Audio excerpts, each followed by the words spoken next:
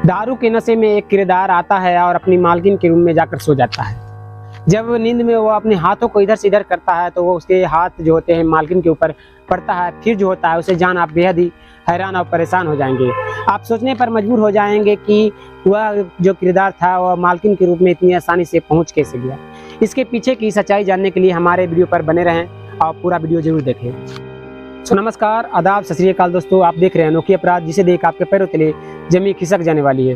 ये घटना राजस्थान के भीलवाड़ा की है, जहां पर एक महिला पूनम कुमारी जो कि अपने मकान में बिल्कुल अकेली थी, क्योंकि उसका पति राजस्थान से भीलवाड़ा से मुंबई में चला गया था और जो कि उसके 1 साल पहले जॉब लगी थी और उसकी शादी 2 साल पहले लव मैरिज के से अरेंज में बदला गया था। और बेहद ही दोनों खुश थे। जो कि पूनम कुमारी थी, उसके सास ससुर जो कि साल भर पहले गुजर चुके थे जब उसके पति का जॉब लगने ही वाला था।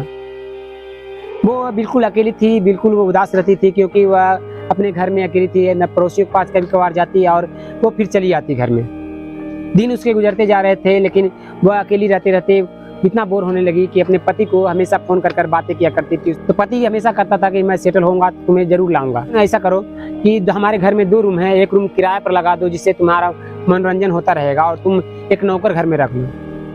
वो वहीं पर रहेगा, वहीं पर खाएगा, वहीं तुम्हारा काम भी करेगा और तुम्हारा मन भी बहलाएगा। वो महिला फोन रखकर अपना वही काम करने लगती है। उस रूम से सारे सामान अलग करना शुरू कर देती है और इंतजार करना शुरू करती है किरदार आने का। करीब 10 दिन गुजर जाते हैं, कोई किरदार नहीं आ रहा होता। ऐसे ही महीने गुजर जाते हैं, लेकिन कोई किरदार नहीं आता है। लेकिन एक दिन अचानक से एक लड़का दरवाजे को खटखटा रहा होता है। पूनम अंदर अपने रूम में किचन में बैठी हुई थी, तो वह आती है और दरवाजे को खोलती है तो देखती है कि एक लड़का वहाँ पर दरवाजे पर खड़ा है। वो पूछती है कि कोई काम है, तो वह लड़का जो था वह बोलता है कि मुझे काम चाहिए, जो कि अगर आपके यहाँ कोई काम हो तो मुझे काम पर रख लीजिए, जो कि मैं काम की तलाश में कर रहा हूँ, जो कि मुझे कंपनियों में नहीं होता है काम। वो महिला तैयार हो जाती है, उससे आईडी प्रूफ वगैरह मांगती है और वो लड़का दे देता है। तो वो महिला कहती है ठीक है, तुम कल से तुम यहाँ पर आ सकते रह सकते हो और यहीं पर तुम्हें रहना है या इसी घर में तुम्हें काम करना है। वो लड़का कल आता है, जिस लड़के का नाम था मोहित कुमार। वह वहाँ पर रहने लगता है और उस मालकिन पूनम कुमारी मालकिन के हर एक काम करने लगता है, चाहे वो सब बाहर से सब्जी लाना हो या फिर कपड़े पीछना हो या फिर हर काम वो करने लगता है। इस तरह दोनों के बीच इतनी अच्छी दोस्ती बन जाती है कि वो अक्सर एक दूसरे से बातें किया करते थे। घंटों एक ही रूम में अक्सर वो टीवी देखा करते थे। अक्सर मोहित कहा करता था अपनी मालकिन से, पूनम कुमारी से, कि मालकिन ये आप जब भी पेमेंट दो मुझे 25 तारीख को देना। वो महिला पूछती है आखिर क्यों, तो वो मोहित बताना शुरू करता है कि मेरे माता पिता बेहद ही गरीब हैं, क्योंकि उनके ऊपर बहुत सारा कर्जा है, वो चुकाना चाहते हैं और उन कर्जों से निपटारा करना चाहते हैं। इस कारण से वह पूनम पिघल जाती है। वह कहती है कि ठीक है, आज के बाद तुम ऐसा करना कि तुम्हें जितना पेमेंट मैं दूं महीने का 15,000 पूरे के पूरे तुम अपने माता पिता को भेज देना, जो कि यहाँ पर जितना भी तुम्हारा खर्चा होगा वो सारा मैं उठाऊंगी। इस बात से मोहित बहुत ही ज़्यादा खुश होता है। वो अपने माता पिता के पास कॉल करता है और वह सारी बात बताता है जो कि पूनम कहा करती थी। जो कि मोहित कुमार था बेहद ही सरल स्वभाव का था और बहुत ही अच्छा लड़का था। वो मालकिन उसे बहुत ही ज़्यादा मानती थी, क्योंकि वो हर काम अपने कागजे के अनुसार किया करता था और वह हमेशा मालकिन के से कोई भी अगर काम करता उससे पहले वो करके रख दिया करता था। इस कारण से मालकिन भी खुश थी, वह लड़का भी खुश था। दिन चल रहा था। एक शाम मोहित अपने मालकिन से पैसे लेता है और वहाँ से निकलता है और सीधे दारू पीने के लिए पहुँच जाता है। वो सोचता है कि क्यों ना, बहुत दिनों से मैंने कभी कुछ दारू नहीं चखा है, जो कि आज दारू मैं पीना चाहता हूँ, क्योंकि हल्के फल्के पीऊँगा उससे कुछ नहीं होगा, ताकि सारे कपड़े भी धोने हैं और बहुत सारा चीज़ है जो कि घर में काम करना है, मैं हल्के फल्के ही दारू पीऊँगा। इस तरह के सोच कर वह वहाँ पर पहुँच गया और दारू पीने के लिए बैठ गया। वो दारू पीते पीते करीब 8 बज गए, 8 से 11 बज गया, लेकिन वह जो मोहित था वह वहीं पर पड़ा हुआ था। वो पीता जा रहा था, वो रुकने का नाम नहीं ले रहा था। और जब सारे पैसे खत्म हो गए तो मोहित वहाँ से उठता है। रात के 1 बज चुके थे।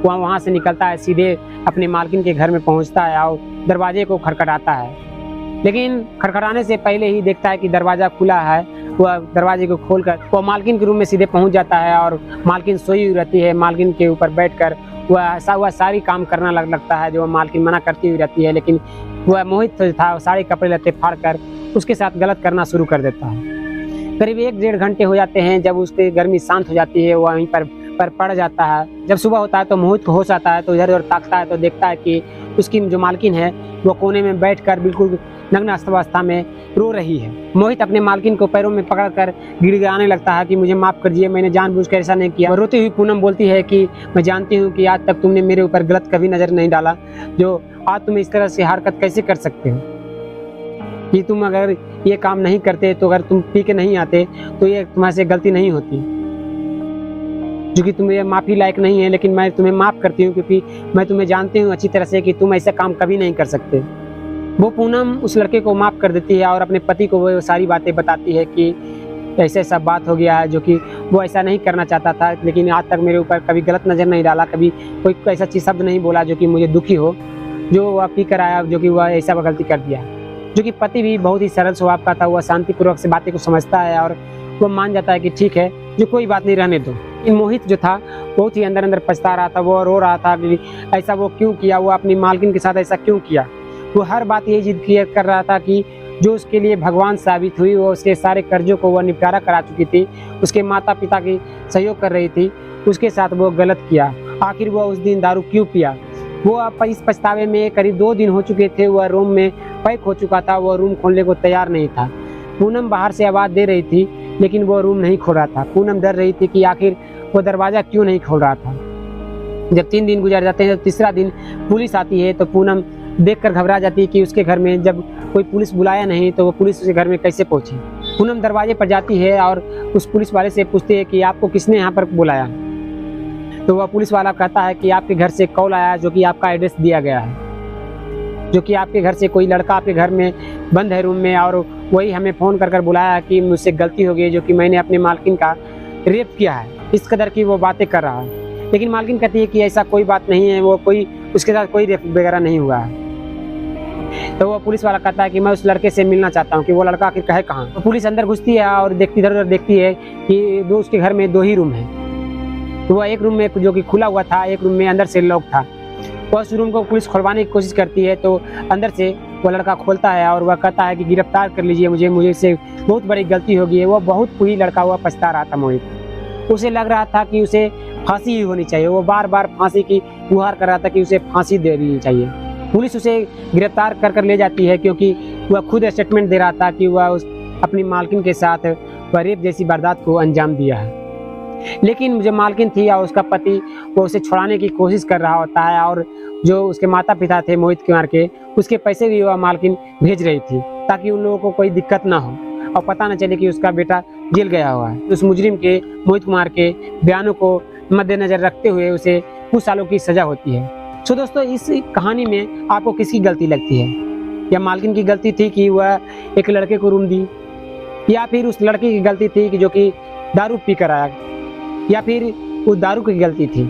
ऐसे ही भारत के 2 राज्य ऐसे हैं जो कि अभी तक शराबबंदी है वहाँ पर, जो बिहार राज्य और गुजरात, जो कि वहाँ पर भी शराबबंदी होने के कारण भी वहाँ पर कई लोग दारू पी रहे हैं और कई शिकायतें सोशल मीडिया पर आ रही हैं। अक्सर वहाँ के मुख्यमंत्री को भी चैलेंज कर दिया जा रहा है, जो कि हम अगले कई वीडियो में लाने वाले हैं। उन कहानी के माध्यम से आपको बताने वाले हैं कि उनको वहाँ पर दारू पीकर किस तरह की घटनाएं होती हैं। तो अगर आप हमारे चैनल पर नए हैं, आप सुनना चाहते हैं कोई घटना को कहानी के थ्रू, तो हमारे चैनल को सब्सक्राइब कर बेल का घंटा जरूर दबाएं। फिर मिलते हैं एक और वीडियो में, तब तक के लिए धन्यवाद। जय हिंद। आप सतर्क रहिए, अपने परिवार वालों को सुरक्षित रखिए।